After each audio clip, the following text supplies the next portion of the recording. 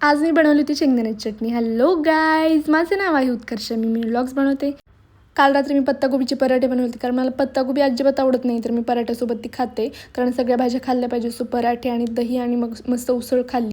मग दुसऱ्या दिवशी सगळा स्वयंपाक वगैरे करून घेतला आणि सध्या पितृपक्ष चालू असल्यामुळे मला कावळ्यांसाठी दही भात ठेवायचं होतं. सो मी दही आदल्याच दिवशी लावलं होतं ताजं ताजं मस्त, आणि गरम गरम भात आणि दही कावळ्यांसाठी खिडकीमध्ये ठेवून दिलं.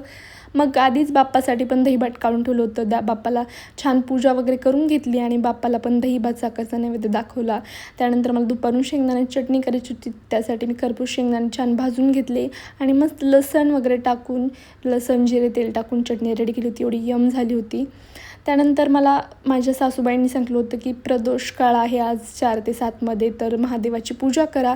सो मी 6 वाजता मी महादेवाची मस्त अभिषेक करून तुपाने आणि पाण्याने अभिषेक केला आणि मनापासून प्रार्थना केली, आरती केली महादेवाची आणि मस्त पूजा वगैरे करून घेतली. त्यानंतर मला क्लासिक हबचं माझं कपड्यांचा छोटा बिझनेस आहे, त्यासाठी मला शूट करायचं होते. शूट वगैरे केलं आणि मी खूप थकले होते. चहा वगैरे घेतला आणि आता मला करायची रात्रीची स्वयंपाकाची तयारी. कसा वाटलं व्लॉग नक्की कमेंट करून सांगा. फॉलो करा, शेअर करा. Thank you guys.